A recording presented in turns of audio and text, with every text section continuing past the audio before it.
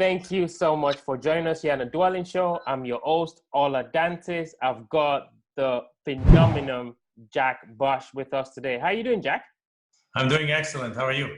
Doing fantastic. I was really waiting for our interview because you're definitely a unique type. You've got a lot going on, two different niches that I've got a lot of interest in. So I know you can do a way better job than I can. So can you tell our Dwell listeners a little bit more about you? What have you been up to? What are you doing lately? Absolutely, yeah. So first of all, thank you for the kind introduction. So what I do is, when I say I mean actually we, my wife and I, we run our business together. We do a couple of things. If you take it from a 10,000 foot level, we do two things. We invest in real estate and we teach others how to invest in real estate. So we have a educational business and we have an investment business. On the investment side of business, we do two things really. We make money flipping land, out of all things, not houses, land, like you can do everything in land flipping that you can do with house flipping just without the house attached to it, right? So it makes things simpler. There's less breaking points, less issues, less things that can actually happen. And you can do the same thing on the selling side. You can sell retail, you can sell wholesale, you can sell with seller financing, you can create notes, you can flip them, you can split land, you can do all these different things that you can do in real estate just in a simpler way, just with land that we buy very, very cheap. And then we make money that way, and then we use that money and we actually invest in larger apartment complexes, just like you do. So we buy apartment complexes and keep them for about 3 to 5 years, optimize them, flip them, create a great return for our investors and ourselves, and then occasionally just keep some for long-term hold too. Fascinating, isn't that? I've never ever heard of this strategy. Typically, investors would, maybe flip a house, right? Or maybe even do wholesaling, right? Or maybe have a few buy and hold rentals and then do a big, portfolio cash out, take that money or after a flip and go buy an apartment building. You're actually doing land.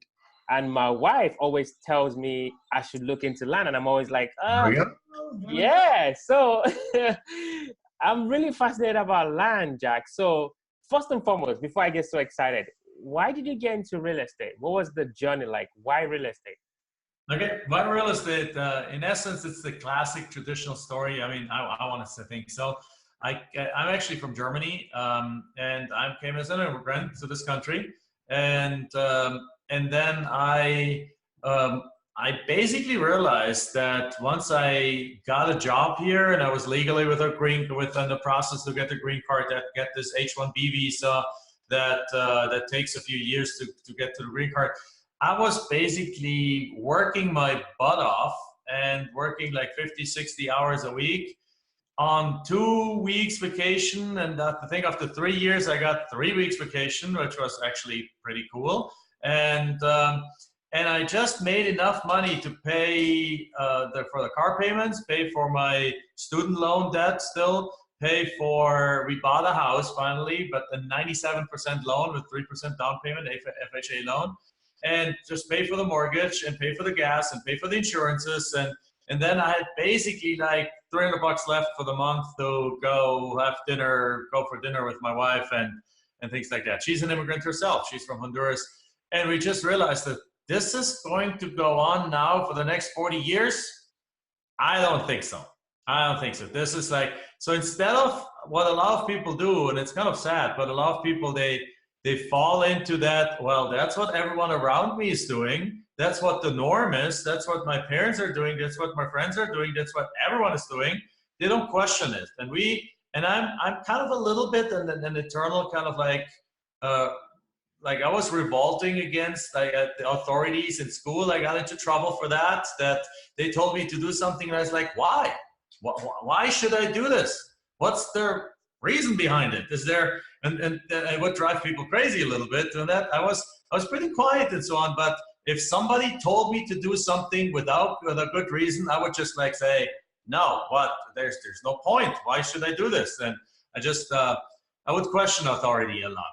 Let's put it that way. And so when we got into the situation, I started like, this can't be it. I mean, this is not what I was I mean, nobody's born to just turn your brain off and work 40 years in some stupid job that you don't like. And so I started questioning and started looking around. How can I break out of that? And I knew I couldn't leave because with the green card process, you're tied to that employer until you have the green card. Now you can switch employers. It's not like you're a slave, but you can switch employers and you do get paid, but you can switch, but then they have to restart the process from scratch. And so I was like, no, I'm not doing that. I knew I had like about 2 to 3 years left until I got the green card. And so I was like, okay, I'm sticking to this, but I gotta figure out a plan B that by the time I get my green card can turn into plan A. And real estate was nowhere on that list because nobody in my family is in real estate. I don't know anyone. Didn't know anyone who was in real estate. The only person I kind of knew from a friend of my dad was like a builder. But that was in Germany, and the guy was always stressed out and stuff. I was like, no, that's not it. So I just stumbled on it. We watched an infomercial literally at night, and I saw people making $15,000, $20,000 checks, and we called it infomercial, and we actually bought something from them, a small intro package. But that's it. And then I started buying books, and I'm looking at my bookshelf right now. There's some of my first real estate books that I bought, and then we looked at all kinds of other things too. And then we basically liked real estate the best, got ourselves educated, dabbled with it, tried a whole bunch of different things, failed in a whole bunch of different things. And then we came across a land deal, and we bought a piece of land for $4,000 and sold it to the neighbor across the street for $4,000 the same day. So bought it for 400, sold it for 4,000, so 10 times our money. And did I say I bought it for 4,000? No, I bought it for 400, sold it for 4,000 the same day. And I was like, well, that was easy. I didn't have to know anything about real estate. I didn't have to know repair costs. I didn't have to know if the roof was in good condition, or the foundation was in good condition, or the plumbing was in good condition, because there was no plumbing and no roof and no foundation. It was just a piece of dirt. And the guy across the street wanted it, and so we sold it. And then we started doing it again and again and again and again. And by now we have done over 4,000 deals. Wow. You bought a land for $400, sold it to the neighbor across the street for $4,000. Now I can just hear some of our Dwell listeners screaming and kicking in their cars as they are in gym, listening to this conversation, going, that is me. I've only got $400, right? That's all I have. Yeah. So that's almost all that we had. We had like $3,000 or $3,500. That's all the money we had. And it's just like, that's more than 10% of our savings. So let's put it into this, and it worked out. And then, we've also bought deals for $5,000 and sold for $60,000. And we've bought properties for $1,800 and sold them for $86,000, and all kinds of stuff like that. So one of our students just got a deal where he put no money of his own in there, and it made $192,000. And another one made about $250,000 on deals. I mean, the average deal is probably more in the $5,000 to $20,000 range, but some breakout deals happen too. Yeah. Okay, so I can hear one of our listeners saying, can you walk me through how you buy anything, land in this case, from, $400 to like $4,000? What was that process like from start to finish? So in essence, we actually developed a process now. We now teach it. We have a course about it. We have live events and coaching and things about it. But the nice part is in land, first of all, is that there is almost no competition, because everyone and their brother running after the houses, right? Like there's a house seminar. It seems to be in every corner all the time. We've flipped Big Vegas. There's television shows now, like crazy all over the television all the time about these sexy flips, and yeah, they look sexy, but what they don't tell you is that they estimated the rehab to cost $50,000 and it ended up costing $80,000, right? What they don't tell you is that it took, instead of 3 weeks, it took 8 weeks, and you had to pay 2 or 3 extra mortgage payments of $2,000, $3,000 each, and that all took money out of your pocket that you were thinking about making in that deal. While in land, there's no rehab, there's barely any competition, and you can do it all over the country. So the steps are very simple. There's really 5 to 6, let's say 6 steps. The first steps is you got to pick an area you want to be active in. So we focus on 3 kinds of properties. First of all, we focus on the properties in the city, like infill lots. Infill lots are usually worth, infill lots are basically a street full of houses and 1 empty lot. Well, if these houses are worth $300,000, the lot is worth about 25% of the house value. So the lot is worth about $75,000, let's say. So you buy a lot like that for, you contact the owners, you buy a lot like that for about $30,000, you flip it to, or buy it, you put it on a contract for 30, and you flip it to a builder for 60, make a $30,000 profit, and you move on. The second kind of land we focus on is right on the outside of, of a bigger city. If this is a city, right outside of the city is what's called the path of growth. Right? The cities keep growing. The United States keeps growing. Every year there's like, I don't know, 1 million to 1 million people more in this country, from birth, from immigration, whatever it is, and it keeps growing. So the big cities, there's a fluctuation from the small towns to the bigger cities. So the bigger cities are growing. I live in Phoenix, Arizona. We're getting 75,000 people coming to live in the Phoenix area every single year. Right? Arizona as a state grows by 1 million people every 10 years. So these people need to live somewhere. So what happens? But it's not just Arizona. Denver, Dallas, Atlanta, you name it, Miami. I mean, it's everywhere in the country. It's the same thing. LA, and so on. So you take the bigger cities, anything from a few $100,000 up, 200,000 people and up, and if you go right outside, you're in the path of growth. Well, these are great properties to pick up because they're worth less than the properties in the city. So they're not worthless. They're worth less than the properties in the city. And but within 5 to 10 years, when the city approaches, the value is going to rapidly increase. So they're great for people who want to buy something that has a value appreciation, or want to buy something where they can right now get into it cheap, build a little house on it, put a mobile home on there, live there fairly inexpensively, but still has something that actually appreciates drastically in value. And the third kind of property we focus on is large acreage in more rural areas where the crowd that likes the hikers, the bikers, the RV people, the campers, they want to go out there. They don't want to be in the city. And as soon as Thursday or Friday afternoon comes up, they're out the door and they're looking at camping. So these are the 3 properties we focus on. And within that kind of properties where there's lots of buyers around, because what people like. So what we do is you pick an area that has that, like you pick the counties are right outside of Atlanta, Georgia. You pick a few counties, you get a list from them, you do some filtering mechanisms, which perhaps too much to talk about right now, but you filter them down, you have a selection of people. We basically figured out how to find the people who no longer want their properties. Because the average person is not going to give you a $20,000 property for $2,000.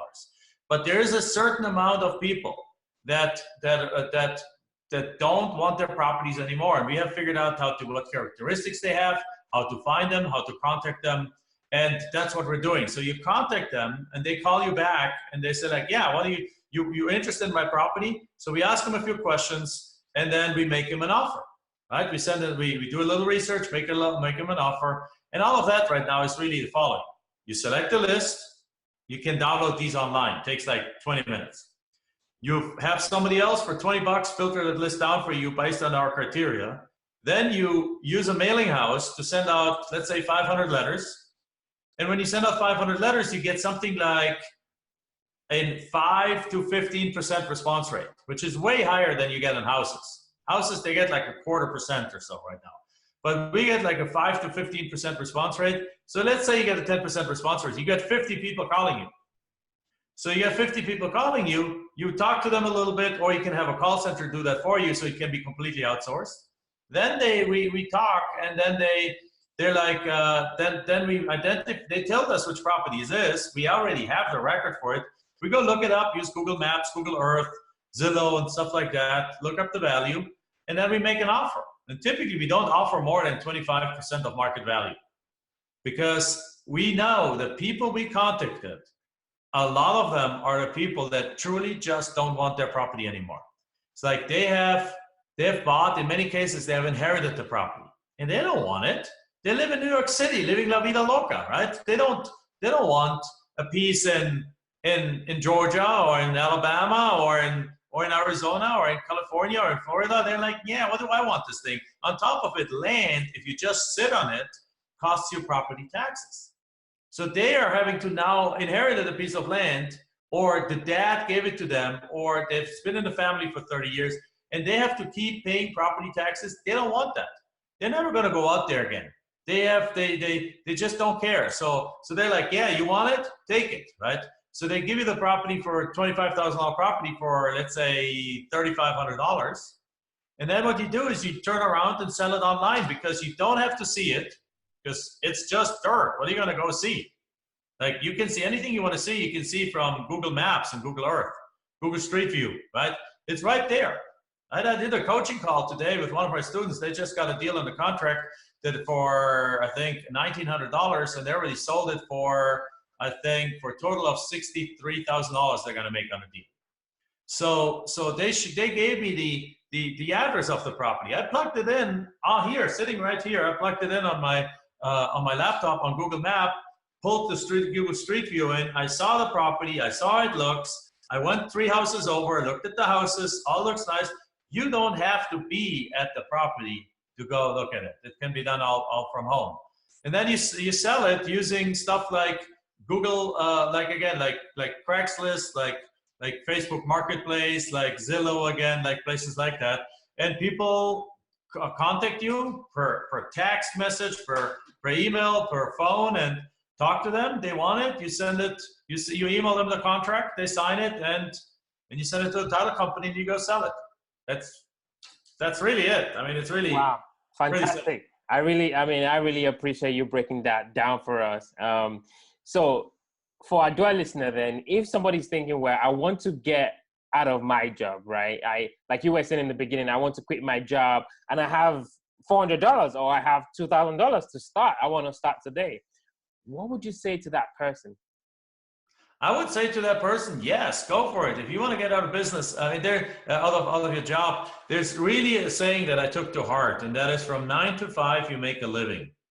But from the 5 to 9 or 5 to 10 and on the weekends, that's when you create freedom. That's when you create a fortune. All right? So when my wife and I started, that's exactly where we were. We had no money. We had no time. I sometimes worked until midnight. But I was so fed up with that job that at midnight, I went to my hotel room because I was traveling 100%. I was on top of it, away from my wife.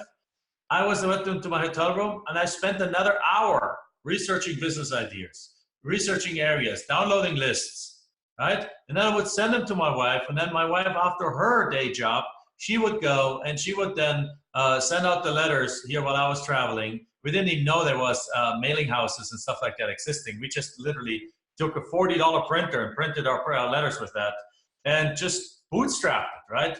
But what we realized is that we needed to put our life in first place. Like they say in the airplane, they say if in the case of as an atmosphere change or something, with this oxygen mask come down, put yours on first before you help the person next to you. And that's the same in life. You got to help yourself first before you can help somebody else, right? Now we donate lots of money to charitable organizations, and especially my wife's home country. She's from Honduras, Central America. So there's a lot of poverty there. It's a third world country, one of the bottom third in poverty, or top third in poverty kind of countries in the world. And there's a lot of need, just like there's anywhere else in many areas in the world. And so we donate there now, but we first needed to get ourselves in a position that we could help, right? So what a lot of people do is they're not willing to put themselves first.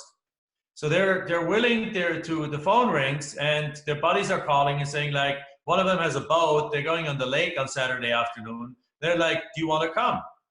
And the answer to there is, well, yeah, we want to come. So they go, and then they drink a 12-pack of beer each, or a bottle of whatever, and they come back home, and then they're groggy and they're tired, and then a Sunday morning they wake up and they're hangover, and then the football comes, and then they watch football, and then the weekend is over, and basically they numbed their weekend with alcohol and with parties and stuff like that, and they're not an inch move forward in their life.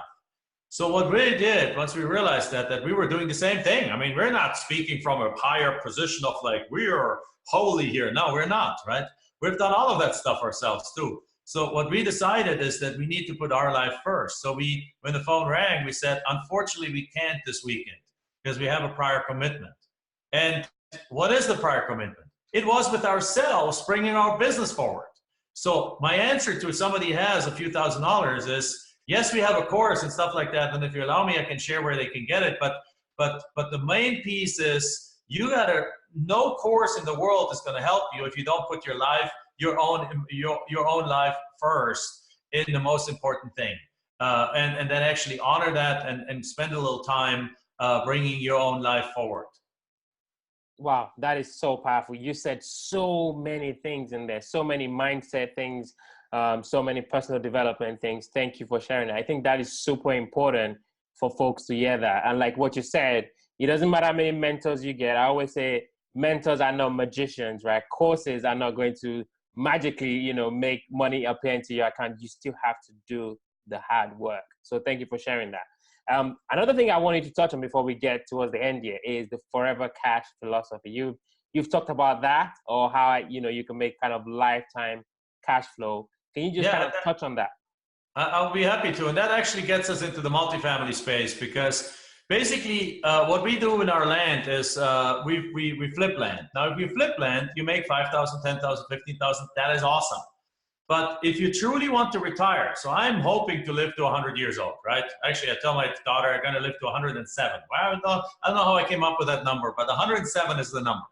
So I don't want to probably really do anything in the last 20, 30 years of my life, other than just like perhaps travel the world even more than we already do. We travel 2 to 3 months of the year around the world. And but so in order to truly forever retire and truly have more money coming into your bank account than you reasonably can spend, you can't do that by flipping, because flipping is by definition an active business. So flipping has its place. It's really important. If you're up to here in debt, the way to get out of that debt is by flipping. You flip land, like you flip houses, make 5 grand, 10 grand, 15 grand, 192 grand, whatever the number is, and very quickly you're out of debt. And very quickly, you have paid off your stuff, you have money sitting on the sideline, and you have actually breathing room in your life, and a lot of stress factors have fallen off. You can afford a cleaning person to come to your house and clean your house, and you don't have to spend your weekends cleaning. Little things matter just as much as big things, right? And then, so what we realized with that, then we started doing something else. We started selling our land with seller financing. So seller financing, in essence, somebody came up to us and says, hey, we had a property listed for about $30,000 or $25,000, I think it was, $25,000. And they wanted to, and we had bought this property for like $3,000.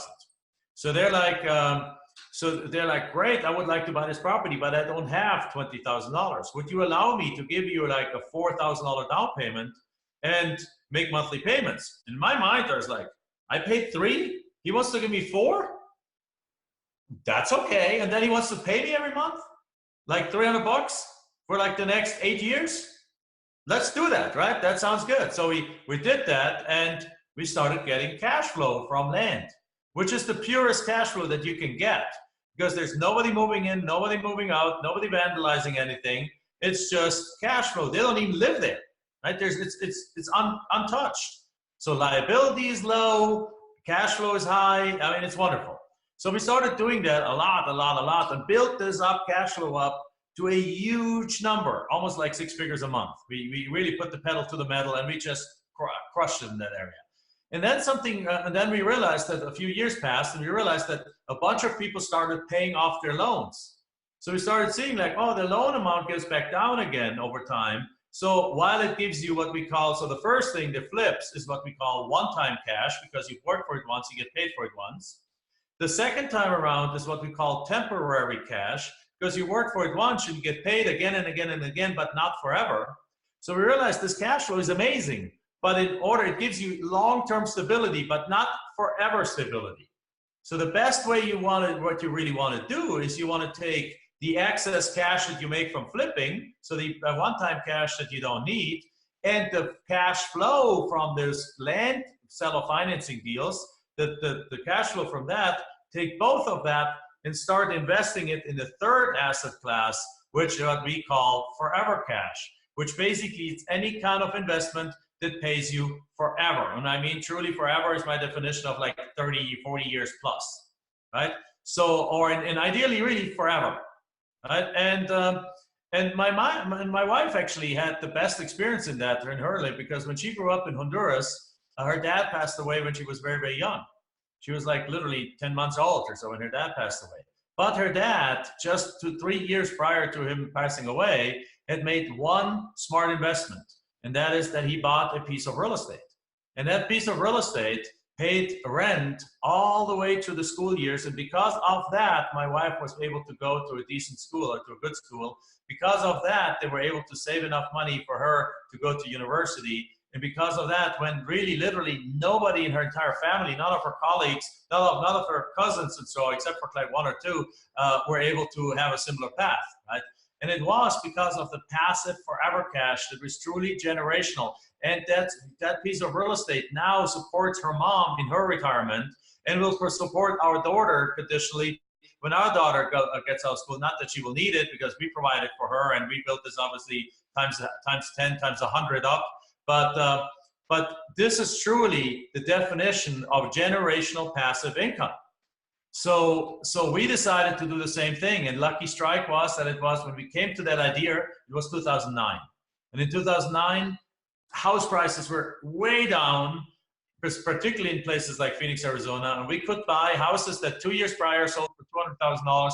We could buy those same houses for $45,000. So we went to town because America was for sale. We went to town and we started buying a ton of houses and just renting them. And the good news is we own almost all of them till this moment. We only sold 2 of them. And they bring in a tremendous amount of cash flow, like 6 figures a year, that just comes in and that will come in for the rest of our lives if we don't sell these properties. And on top of it, when the appreciation went up, they created 7 figures of wealth in our life, additional 7 figures of wealth. Because the land flipping, obviously, we went from 0 to $1 million in 18 months through the land flipping. So we were already millionaires, but this added another several 7 figures here. And then we realized, well, these small rental houses are okay, but they're a freaking amount of work. They're a lot of work. And that's when we made the transition into multifamily. We now have 340 units that we own.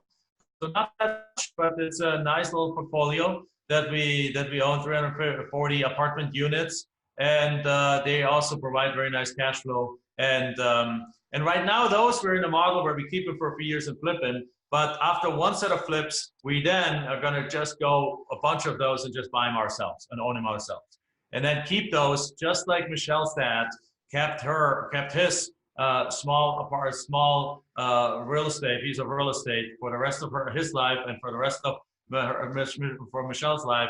We're going to keep those and basically pass them on to our daughter for her to manage them down the road. Yeah, there's something I like to say to folks when they talk to me about real estate and having their jobs. You can't get to your retirement age at your job and say, hey, my title as vice president of sales, can I pass that to my daughter or my son? You cannot do that. But with real estate, that is the beauty of it. And you just told us a beautiful story of actually how that works. So I think that's what I love about real estate, the fact that you can pass it on to the next generation. So I think we're definitely dwelling into the quick rounds. These are going to be quick questions. All right. Yeah. Ready, sir? Right. I'm ready. All right. First question. What makes you, Jack, unique? What is that differentiating factor that separates you from the next guy or the next girl? I think, first of all, everyone is unique. And everyone is, I think, if anything, it might be 2 things or 2 or 3 things. It's like, number one is I just trained my mind to see opportunity. I see so much opportunity that I literally have to already kind of like put the blinders on and not let myself be sidetracked by so much opportunity. We have a saying that says, get in line and stay in line. So when I have an idea, I put it in my book and then I let it sit there for a little bit. And if after 2 months, I still love the idea, then I actually might do something about it. But I have so many ideas and so many different opportunities. That's that thing. And then the other part that goes really handily with it is once I bite, I don't let go. In other words, once I start something, I'm not going to abandon it 2 months down the road. If I, especially since I waited and I explored it and I elaborated it, I might buy a bunch of courses and I look at them and things like that. But then when I decide this is it, this is our next thing, we're going to go all the way. Like with the apartment complex, we started 4 years ago. In the first year, I just studied about it because it's about 3.2 million times more complicated than land flipping, right? So, I even though I had 4,000 deals under my belt or 38,900 or whatever the number was, and I have houses and everything, there's still new stuff to it. So I first spent time studying. Then we hired an acquisition manager, and we hired a couple of people. We went full out. Then we got our 3 deals, and now we're managing, optimizing them. We're taking even a little break from new deals until after the summer, and then but it's all now strategically done such that we eventually gonna own 10 to 15,000 units, right? But it's a long game. I don't have to own 10 or 15,000 units tomorrow. That's going to be like 10 years from now, I'll own that. And that's okay, because life is a marathon, not a sprint, right? Absolutely. And most people, they pay way too much attention to those people around them. They're on a sprint. Let them pass you, right? Let them pass you. As long as you chip away at the one thing that you know is you do really well, you latch on and you make it work, you're going to be getting to that to that goal line probably before them, because they went on so many sprints that halfway through it, they're exhausted and they're broke. That is such a good one. I love that. I love that. Second question. What was the last book that you read, and what was the one thing that you picked up from that book? I just read a book with my daughter, which is a school book about she's in 5th grade. But prior to that, let me actually see what I read. I do more audiobooks right now. I'm listening to Grant Cardone right now. Not a big fan of Grant Cardone. I don't think you have to be just hustling all your life. There's time for hustle and there's time for family. And he's like nonstop. But he talks about a concept that was intriguing. And the concept is that in school again and in life, we're being told to fit in. And if you're obsessed about something, you're basically told you to be you're weird, right?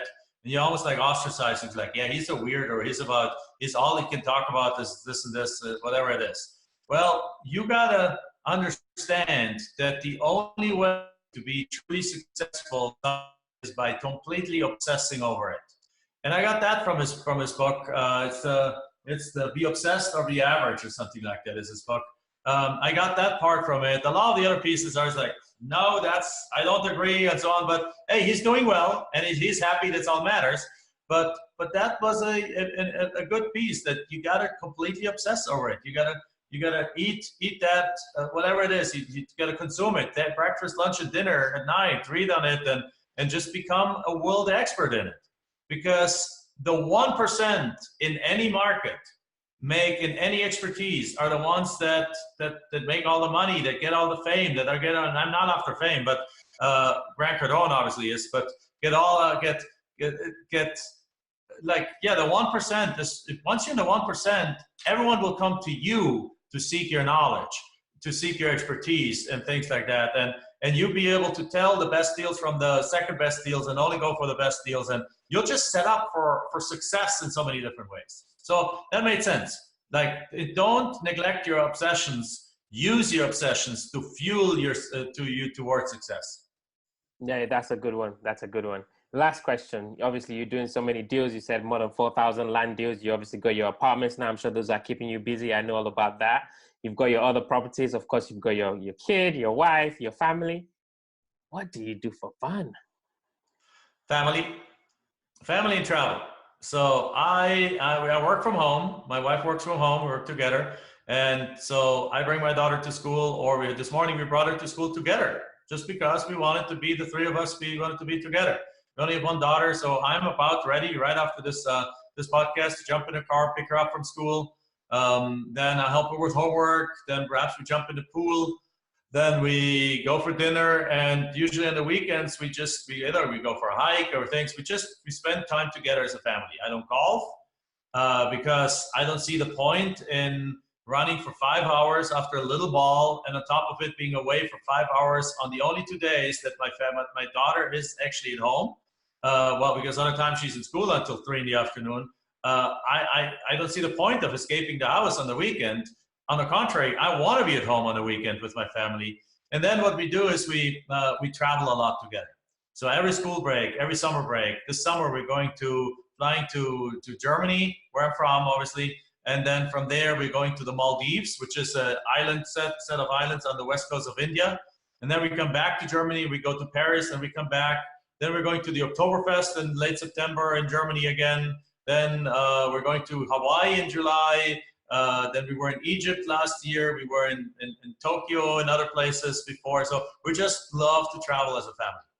Yeah, Maldives is beautiful. My wife and I were in the Maldives last year. Amazing, amazing wonderful. island. Yeah, yeah. Awesome. So if somebody's listening to our conversation and they go, Jack, this is amazing. I need you. You need to help me. I want to maybe quit my job, or I need to, get a side hustle, or whatever it is. I want to get started. Can you talk a little bit more about your course and how you can help people that want to get into land investing? Yeah, so we have been teaching this for 10 years, and this is the third iteration of our course. So every time it's gotten obviously even better, taking the feedback from all our students. So we have a course that's called Land Profit Generator. And you can just simply go to www.landprofitgenerator.com and watch a training class about it and decide if that's for you. It's all free. And you can also do something. We also have a free Facebook group. Like, we created, probably in my opinion, one of the best Facebook groups on the entire Facebook. It's a group where a lot of our students are hanging out. And literally in the last, just on Friday, last Friday I did a weekly kind of Facebook Live in there, where I just wrote down and just that's what some of the success stories that were posted that in just the last 3 or 4 days prior to that. And there were people making $26,000, $14,000, $15,000, 30, I think one was $101,000. Almost all of them, their very first deal in our program. So it's like, and every week is like that. So what I always say to people is like, oh, well, does this really work? It's like, don't believe me, right? Don't believe me that this is working. Just come over to Facebook, join our Facebook group. It's called Land Profit Generator, real estate group. Join us and just see how active the group is, how happy the people are, how successful they are, and then make your own decision. Then go over to landprofitgenerator.com and decide whether or not you want to get the course, right?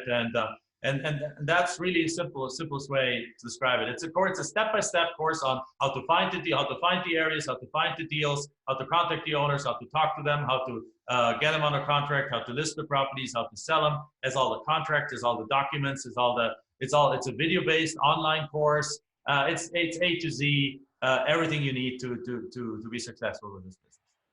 Wow, thank you so much for sharing that, Jack. I really, really appreciate it. I mean, there's just so much in our talk. I really wish we could keep going, but I really appreciate you. I mean, because you give us so many nuggets that even I learned myself. So I really appreciate it. Thank you so much. Thank you very much for having me. Wow, that was Jack Bosch. Jack just blew my mind about land investing. It just kind of changed my opinion on actually making money in a different kind of way. And in this case, it's not the, no money down investing. It's just, a little bit of money, right? 1,000 there, 2,000 there, you can actually make some really good profits. As I said on the show, my wife is actually a big fan of land. I don't know why. I mean, she was born in the Philippines. Maybe that's why. Maybe she just saw a lot of folks making money in land when she was growing up. I don't know, but she's always just telling me I should look into land investing. But of course, I'm trying to stay in my lane, which that's not who I am. I just try to, hold on to a particular strategy and kind of work my way all the way. But I'm getting really interested about land. So if you're out there and you're saying, oh, I think I am too, and you want to learn more about land, of course, feel free to always reach out to me or, reach out to Jack, as I said, and just learn, just give it a shot. Like in life, what I say is you just don't know what you don't know. So, we might be thinking that land is just different. It's weird. I don't really understand it. Maybe that's where the value lies, right? Maybe that's where we're missing out on the point. So if you don't understand something like land, maybe try to understand it and give it a shot 100% and see if it works for you. At the end of the day, we don't really have much to lose. It's not like flipping a house. It's just buying a land and following the process that somebody like Jack has built. So I really appreciate you guys with all the support. And the podcast is growing. I think we've just passed 11,000 downloads. So we're doing pretty well. I just want to say to you out there, if you're listening to the show, you're hearing my voice, I really need your help and your support. So, go on iTunes, give us a rating and review. We're going to put a link in the show notes. So just click on that link. If you're on iTunes, just obviously search, the Dwellynn Show, and just hit write a review. So just give us a 5-star review, just to kind of help us, get to more listeners, essentially. So I really appreciate you. Please do us that favor. Of course, if you're driving, make sure you get to where you're going, and then give us a review. That's going to mean a lot to me. And I'm going to be thinking about getting something out to you guys soon, in terms of if you give a review, or maybe I'll get a book shipped out to you. So that'll be coming out soon as well. I just want to say thank you so much for supporting this community of investors. I really appreciate it.